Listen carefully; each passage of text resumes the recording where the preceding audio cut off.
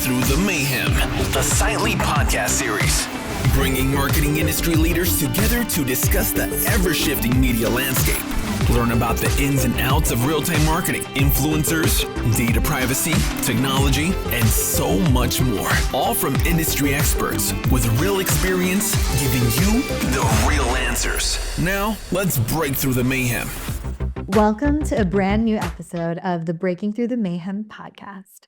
Today, we've got something truly special for you. We're interviewing Suzie Bao. Suzie is a transformative leader who strives to be a beacon of trust, a source of impactful value, and a catalyst for positive change. She is an awarded and accomplished strategic marketer who brilliantly connects brands to consumers by way of the advertising industry for over 20 plus years. She was honored as the She Runs It Working Mother of the Year, Ad Club of New York Rockstar honoree, and Ad Color Leaders and Judge. She also serves as a founding board member for Asians in Advertising and sits on other industry and community committees. The other roles she plays in no particular order are mother, mentor, mentee, coach, and speaker. Suzie, welcome to the Sightly podcast. We're so happy to have you. Thank you for having me. Excited to be on this podcast. So today we're fast forwarding to really understanding what your work is now at IW Group. But before we jump into all of that, I wanted to just do kind of a quick shout out to our mutual friend, Bernice Chow, for connecting us. That's how we first met. And it's actually so curious that it took us that long to meet, because then after we met, I started seeing you at all of the industry events. And then I was like, oh my gosh, you are like the lead speaker on the board of Think LA and all of these really wonderful things. So I'm such a huge fan of your work. But for those of us who don't know you yet, can you tell us a little bit about your personal journey as an advertising executive? Yeah, it has been quite a journey, and most of it, to be very transparent, was a struggle. It was definitely an uphill battle, as many women of color, especially Asian women, and breaking all these barriers and stereotypes. And literally one by one, I had to break them down. But first, I had to realize what they were. I had to self-discover, oh, this is a barrier. I need to break that down. So that was the first step, is wondering, why isn't this working? Why is the advice of a a white man not working for me, honestly? And it took me a while to figure that out. All the advice of, people who didn't look like me didn't work for me.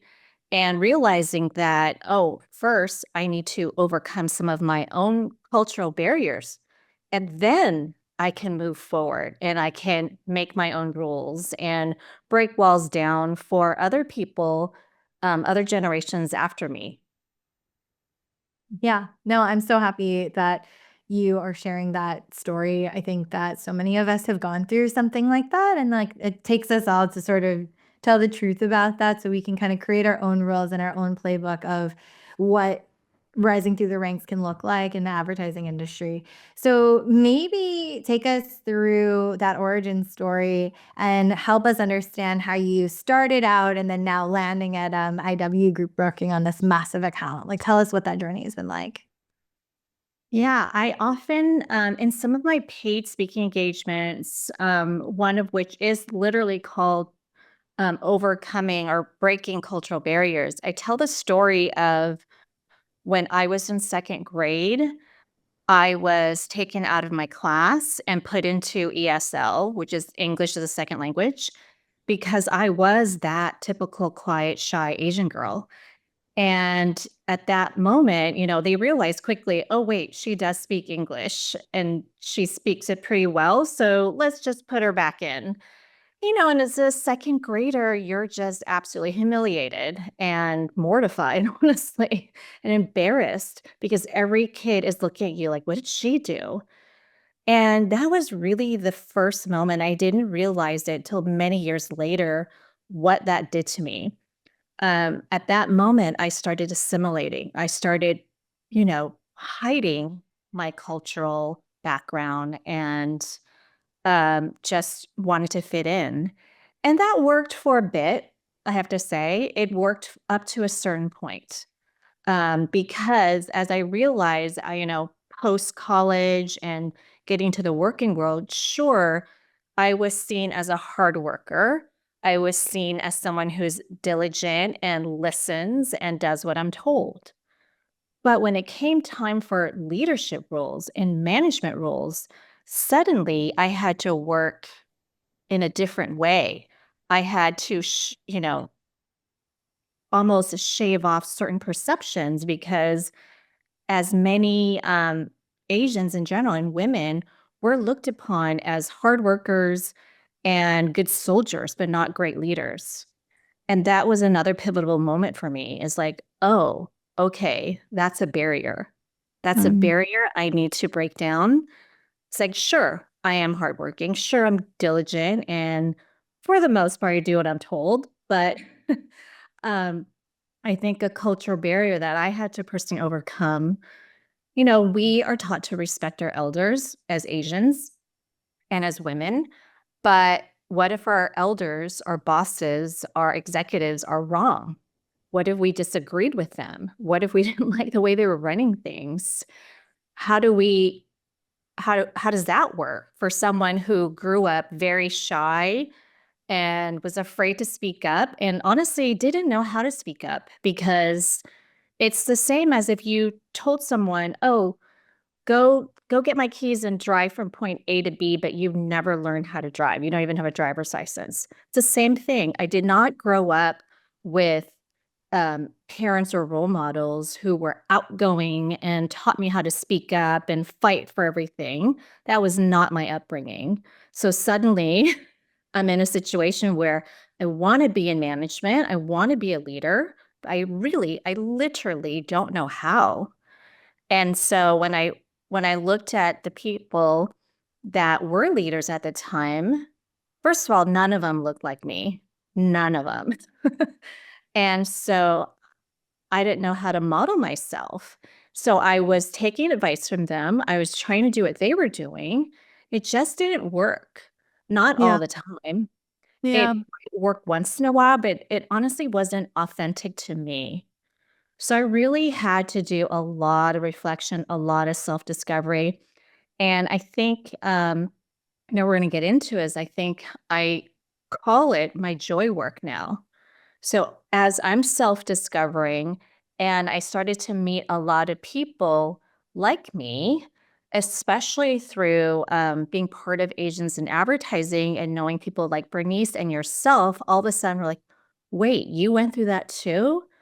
And this is how I did it.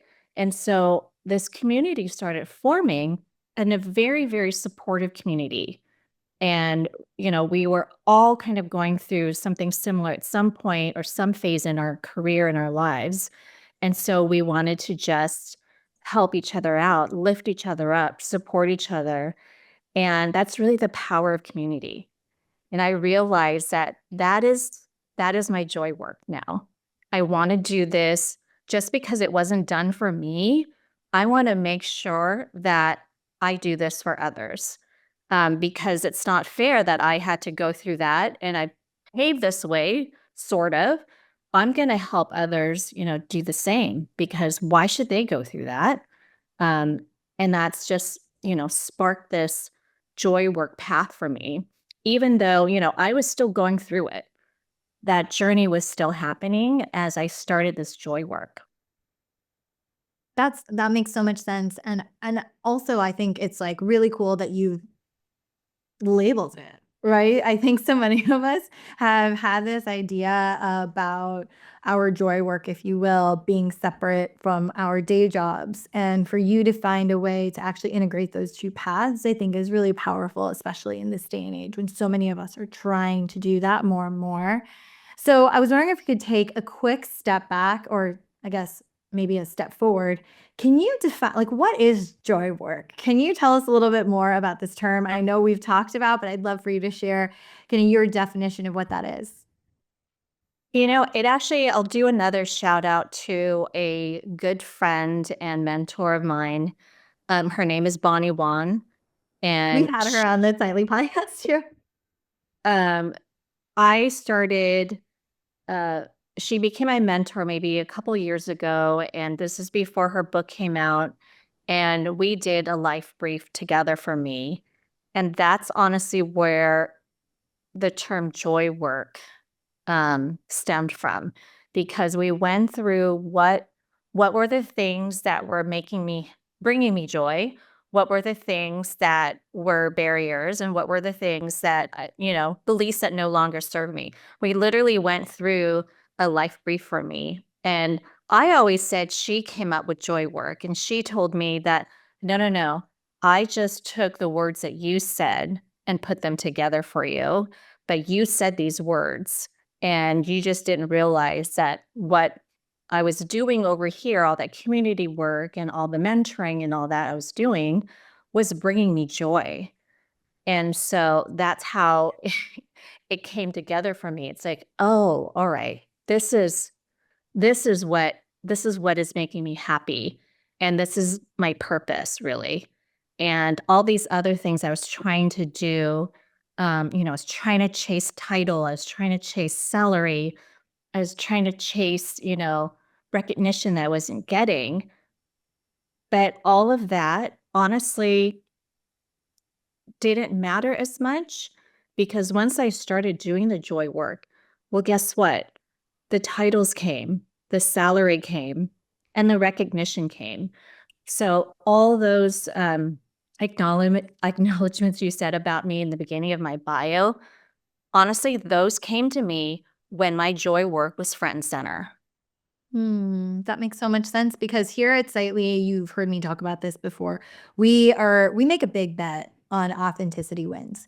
We make a big bet in how we actually create and drive innovation on the ad tech side of our platform. It's called Brand Mentality. It's all about helping brands claim that authenticity. And what's interesting, in the interview with Bonnie Wan, we talked a lot about the synergies between the Life Brief platform and the Brand Mentality platform, because all it really is doing is using technology to help clients lean into that authenticity. And when they do, they see better business performance and outcomes. We have some exciting case studies that we're going to be launching about that. What's cool about what you just shared is that it doesn't just apply to brands and businesses, but that idea of authenticity has paid out for you. It's worked for your career path. One thing I didn't hear you talk about that I know you've told me about, I'd love to have you share with the audience, is how have you gotten to this place where you are integrating joy work with your day job, so that it's not just community building and mentorship that brings you joy on the side, but that you've now bridged those two things? I'd love for you to share more about that. Yeah, my last few, honestly, all of the jobs I've had up until this one, I'm currently holding at IW Group, they were two separate things. They were my job that paid me my salary, and then on the side, I would do this joy work, this community work, started being part of Asians in Advertising, Think LA, and all of that, all the community work I do. And, my last CEO says, why don't you bring some of that in-house? And so I tried to do that. I tried to bring some of that work, DE&I initiatives, and just doing the same kind of joy work I did outside of my day job into work. And I have to say, it was a struggle. It wasn't for a lack of effort, and it wasn't for a lack of support, but it just wasn't part of their DNA, to be honest. However, once I got this role at IW Group, it is part of it, the DNA of this agency. It's a multicultural agency, first of all. So D&I is not an issue. We are in the space. And I'm just so fortunate and lucky that I walk into work and I am not the only. I don't have that onlyness feeling, that I'm here to do the work. I get to work with very talented people of color, mostly Asians, but honestly, all walks of life. But not only that not just people that work at the agency, but the people we hire. My very first project, I set foot on a set and it was an Asian female director. And I was staring at a unicorn, but that's normal. And it's like, this is amazing that this is the norm, that it's not the exception. And the people we work with, I get to hire AAPI celebrities to work on our commercials. I get to hire, organizations that are led by AAPI at every level. And that is the joy work that I've been trying to do, but now it's integrated in my actual job, and that's just so amazing to me, and I'm grateful for it every day, and, it's not without its challenges, it's not that it's easier, but it is so much more joyful, for sure. That is what we love to celebrate here at Sightly. Me personally, you already know this about me, but I think the thing at Sightly that like we keep trying to say to brands and businesses and agencies is exactly what you just said. Instead of trying to change who you are or fit into a system that maybe isn't meant for you, double down on who you are as an individual, as a leader internally at Sightly. We really support that, but also in the product we've created with our clients. The whole point of brand mentality is exactly that. As a brand, as a business, own who you are, double down on that. And that actually, whether it's behind the camera or in front of the camera, if you are living true to your values, your perspectives, your opinions, if you can really own the parts of the nuances that makes you different as a brand, that consumers will actually recognize, see it, and connect with it. And your business performance will actually be elevated. And it sounds like at IW Group, you're making that same bet. Yeah. And the clients that come to us are not wanting to, oh, we got to check the box to do some multicultural advertising. All the clients that come to IW Group, they believe in a culture forward marketing campaign. I personally work on McDonald's and they want to be a cultural icon. So they're not just saying, oh, we're going to put a percentage of the budget towards this. No, they want to do what's authentic and right for the Asian consumer market. We also work on Lexus and AARP and many other accounts and brands that want to be culture forward. And it's great. It is such a great feeling that they're not coming to IW Group just to say, oh, yeah, sure, we got to do this. No, they're looking to us for our expertise, our cultural thinking, and it's just such a wonderful feeling. And, again, I'm super grateful that I can't believe this is my job, honestly. It's such a I great love to feeling. hear it. I love to hear that. And I think specifically, you're reminding me now, we actually do have a client who uses language just like what you said. They actually have a separate part of their budget. They don't call it DE&I. It's not like a separate thing that they do. They actually have said language, like you said, not the same category. It's not QSR, but it's a separate transportation category, huge, massive brand. And their number one goal right now is to invest in culture as their central pillar, because they realize that even though their general market, in terms of like the way that they're thinking about their creative strategy and their media strategy and things of that nature, that actually what consumers need today is they need a brand that has their finger on the pulse of culture. And that's what consumers are demanding, and therefore that's what is driving better business results. So I love that you guys are really taking a leadership position in that. And from that perspective, Suzie, I would love if maybe you could share maybe one or two examples of how you've integrated your joy work, this commitment to authenticity and brand. How are you integrating that in some examples of campaigns you've done at IW Group for McDonald's that you can share, of course? Yeah. So the very first project that I mentioned, I was on set and it was an Asian female director. It was a campaign called Sweet Treats, and it's for the Grandma McFlurry, which is basically a milkshake with butterscotch flavoring. So, how would that appeal to the Asian market? Our brilliant and talented creatives came up with an idea. using AI technology and said, the big insight in the Asian culture are grandparents and their grandkids have a very special bond. And the big thing between them is, of course, the food, but there's also a language gap.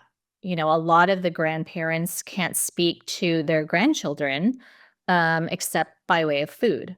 So we used AI technology and created a tool where you can say, you can speak in English and have it translate into your grandparents' native tongue. And we did that, and we casted real people. We casted real grandparents and their grandkids and had them do this recording and watch their reaction. And I can't even tell you, we were all crying in the back room to see the grandparents' reaction, to hear their grandchild say the most affectionate words to them in their native language for the first time. And it's not just a robotic voice, but it's actually their voice lip synced in whatever language you choose. It was an incredible technology. And I'm just like tearing up thinking about it too. And not only that, that was the commercial and the digital tool that we created, but we also went around to senior centers in 4 major cities and taught seniors. We had youths teach seniors how to use this AI technology and do the same, there. So we kind of did this digital piece, a commercial, and an on-ground activity. So a full 360 campaign that we were super, super proud of. And we submitted it for a few awards. And just a month ago, we won in the Asian category at the ANA Multicultural Excellence Awards. And the ANA, to be honest, IW Group is the most awarded agency in ANA history. And it is something to be so proud of. I never thought I cared about award until I actually got one. And then I'm like, wow, this project meant so much to me and so much to so many people. And it resonated with so many people. And we got an award for it. And that to me was like, wow, joy work. And, part of me is not just to do stuff, but to make an impact on people. And that was one of the most impactful campaigns I ever have been a part of. And that was just the most amazing thing when we actually, won an award for it for something that I would have done for free, honestly. Oh my gosh, congratulations on the award. It's so Thank well you. deserved. I mean, honestly, everything that you said is really, really innovative on so many different fronts. On the first front that you started out with, which is breaking cultural barriers, and then on the second front that you've been talking about, which is the opportunity to integrate joy work into your day job, and then finally to really communicate this like universal message of family bond, but a language barrier. And you've Yeah. actually deployed commercial investment in a Yeah. way that I think many of us think is not possible, right? Like in the industry, we're kind of like, oh, okay, well, here we go, another branding campaign saying another more of the same thing. But you really were able to shake it up and like meet authenticity with purpose in a beautiful way. So Yeah. I'm so proud of that work for you. And thank you so much for sharing that. One thing that also comes to mind that I thought was really interesting about something you shared is that you at IW Group were able to create AI for good. I think there's so much fear around AI and generative AI, especially on the topic of multicultural advertising. And for you to find a path to utilize AI technology in a way that honored cultural resonance and authenticity instead of missed it completely. I think that's really, really beautiful and something that, I think is really interesting for our industry to be prioritizing when we think about innovation. AI is a daily topic in the advertising industry, and we were written up about that campaign for doing AI for good, exactly that phrase. And it is scary. It actually took uh behind the scenes, it took a lot to get that technology approved because McDonald's is a big corporation, and actually it's a North America brand first. that McDonald's used AI in a campaign. So that was Wow, a milestone. huge. Yeah, a brand like McDonald's is the first time they did it in North America, um, on a campaign like that. So, and we've used AI since. We did another commercial using AI. So it's becoming more and more common, but there are a lot of legalities around it, and certain it's still a little bit of a wild west frontier. It's going to be more and more common, but it is something that we do it with caution, and we work closely with whatever client or brand we're doing this for to make sure they feel safe and that their brand is going to be safe using the technology. And that's so smart, and that's absolutely necessary to your point about it being the wild, wild west when it comes to AI. I know our in-house AI teams and data scientists are always at the forefront of a lot of those challenges, and they do such a wonderful job of like even keeping the rest of the teams like informed on how the technology is changing so quickly. And like that's why I think for us it's been such a safety lever to have those data scientist teams in-house. So we're like not outsourcing and not just kind of letting someone else create the technology, but we can actually have our hands on it, understand what the implications and impacts are going to be for our clients for exactly the same reasons. Like you really do need to protect what does innovation, conscious innovation look like to the best of your ability while also honoring there's only so much you can control. Yeah. While it's a powerful, powerful tool, you still need the creativity and the wisdom to use the tool. It's just like any other tool. It's just extremely powerful, but it can't create. There's still someone behind the creativity of it. So, someone came up with that idea to use AI for good to do this tool.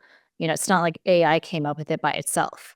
It was just a tool that we use. So I think that's something people need to keep in mind, that it's at the end of the day, it's still just a tool, but it still needs a brilliant mind behind it.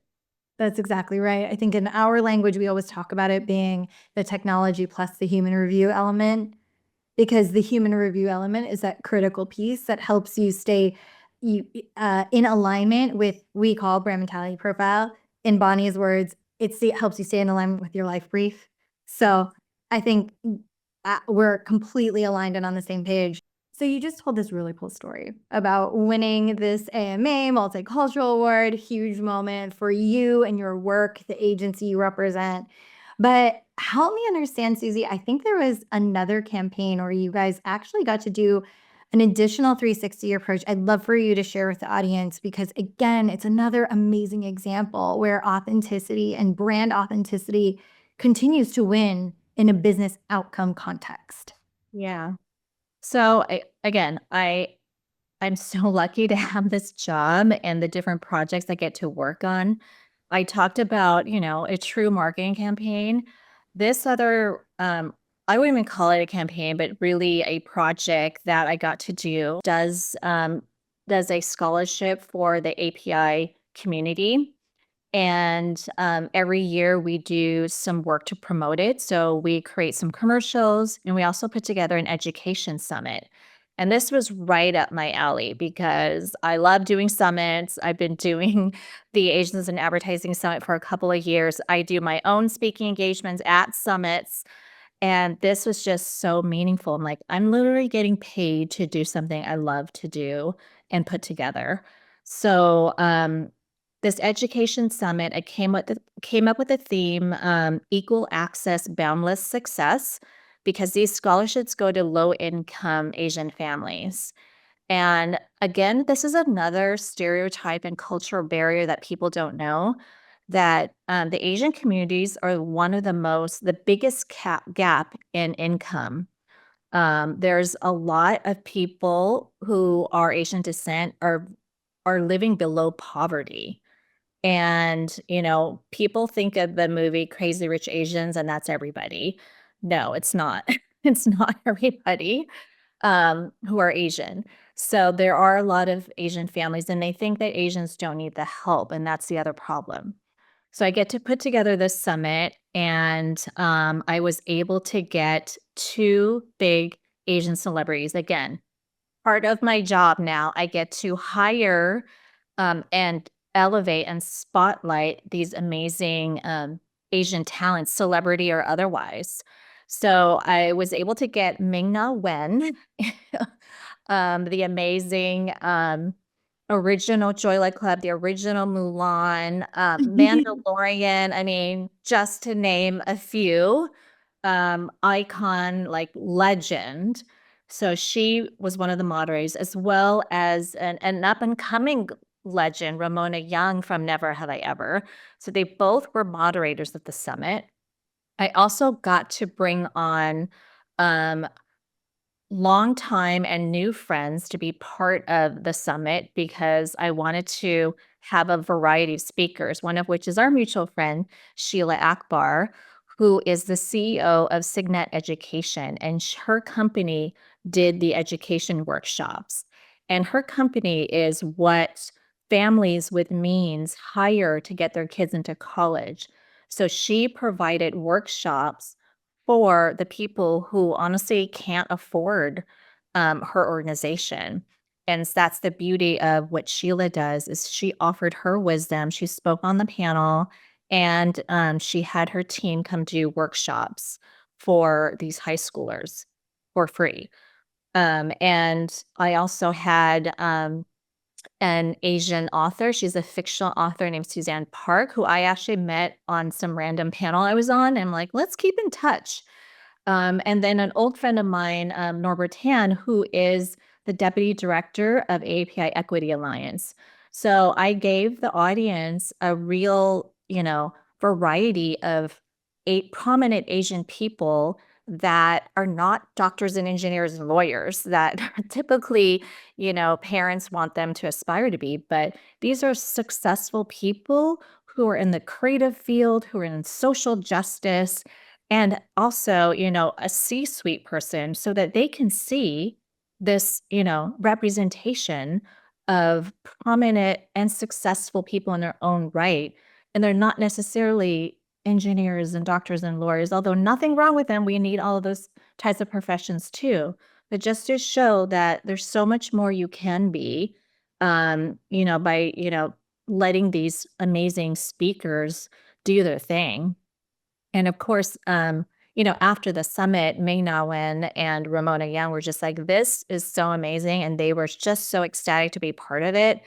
Um, and they're just like, anything else you need from us, let us know. So I was so happy that not only our celebrities were just thrilled to be there and thrilled to talk about it. And, um, it was just such a successful event. I was so happy with it. And I couldn't, again, this was joy work in the making. I mean, I couldn't believe that I was able to spotlight celebrity talent, amazing professionals, as well as give back to high school community that could use this extra boost and extra help.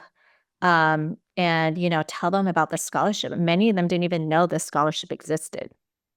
And honestly, I've never heard of it. And we know that large corporations do like a lot of charitable giving, but like sometimes it's not really accessible. So this program, Equal Access, Boundless Success, completely nailed that. So congratulations.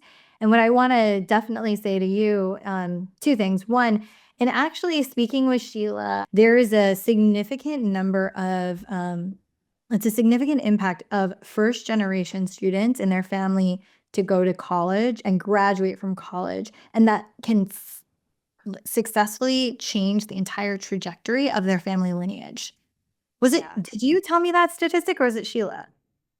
It was probably Sheila, but I know what statistic you're talking about. And I forgot to mention 2 of the panel speakers are former scholarship winners, and their journey is just so amazing. One was homeless in high school, and now she's at UNLV studying to be a nurse. Like, just getting this scholarship literally changed her life.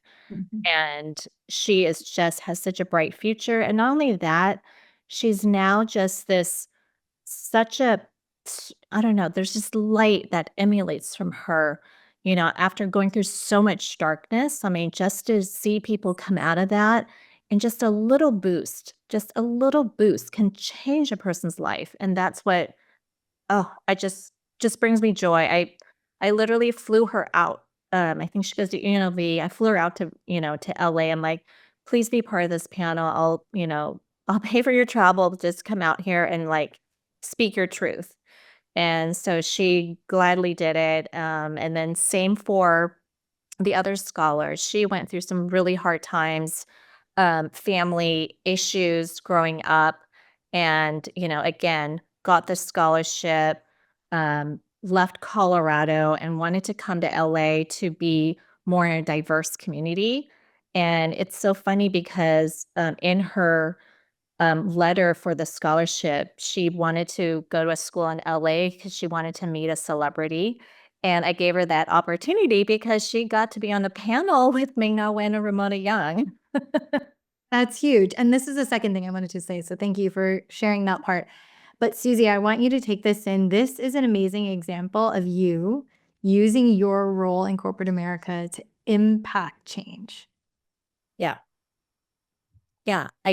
I realize that, and I do need to take that moment and take it in because, at the time I'm just like, I got to get this done. And now, I get to talk about it, and I realize that's really what I want to do because what um what I'm doing now, in the first part of my life, I was just trying to learn and do everything and just grow.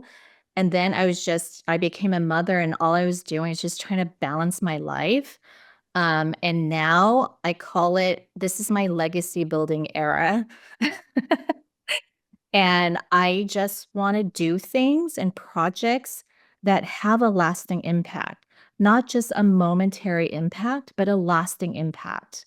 Because at the end of the day, um, I would love for people, they don't need to remember what I said. They don't even need to remember my name.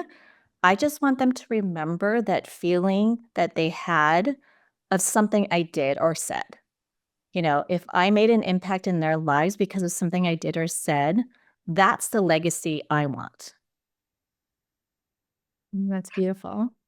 So from that perspective, it brings me into my closing questions. The first one is, and you actually just teed this up perfectly for me. So you mentioned about what impact would be to you is remembering, having folks who have heard something you did or said and remembering that feeling. So this is the question is, what is your advice for folks in the industry or any industry struggling with this division between joy work and their day job?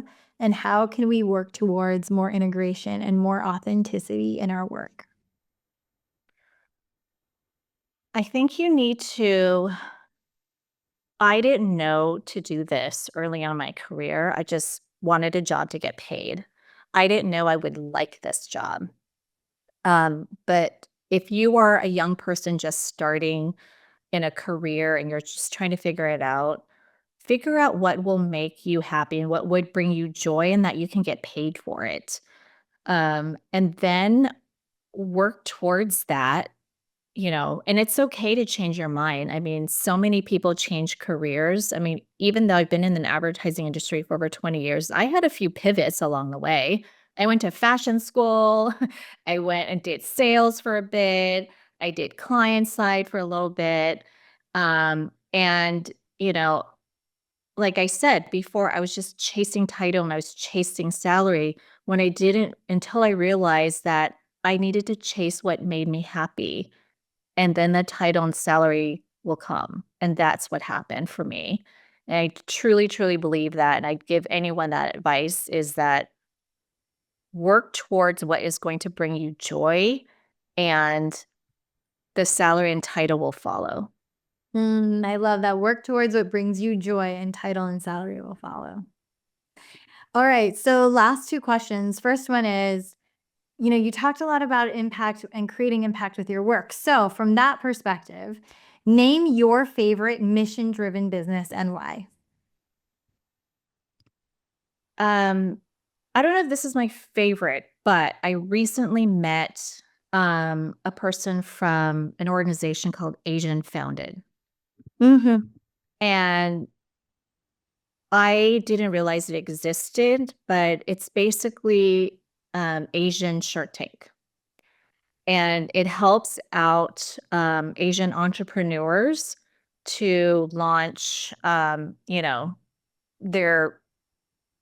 product or their brand or whatever it is. And I thought it was such a great organization to, again, I think because of the model minority myth, the general audience, they don't think that Asians need help. They don't think Asian businesses need help. They don't think the API community needs help. And I think we don't ask for help, and we don't let people know we need help. It's a shame thing. And we have a hard time asking for help. So I love organizations like Asian Founded or any sort of community group that lets people know it's okay to ask for help and we're here to provide. So that's one that I really like for, entrepreneurs. Another one is the Yellow Chair Collective, which is an organization for mental health and well-being for specifically the API community. All the therapists are of API descent. And I also actually had them at the summit, the education summit, because I feel that knowing, my oldest son just went through the college application experience last year, and I saw how stressful it was for not only the child, but the parents. So I wanted the Yellow Chair Collective team to be at the summit to provide mental health opportunities and just to know that this exists. And I would invite them to every single summit that I do because everything needs a balance of mental wellness. And so they're a great sort of group that people just should know about. So I love those two organizations. And, of course, the one that I was the founding board member, Asians in Advertising, founded by Bernice Chow, of course. I've been with the group since the beginning, and I still feel that the mission is intact of just helping the API community in this advertising industry because there's still not a whole lot of us in this community. And we're providing tools and mentorships and opportunities for all of us to, again, collectively come together and support each other. Without the support, I wouldn't have been able to, have the confidence and just the joy that I found in doing all of this work.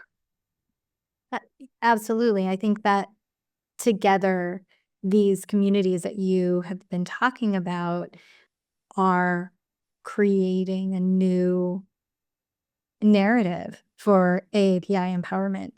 And then specifically with Asians in Advertising, it's exactly what you said, is it's building this community effect, feeling like you have a foundation to collaborate and build from and build together with. And I think as human beings, that sense of community and collaboration makes us not only feeling more empowered, but it actually makes our work more impactful because you have that multiplier effect.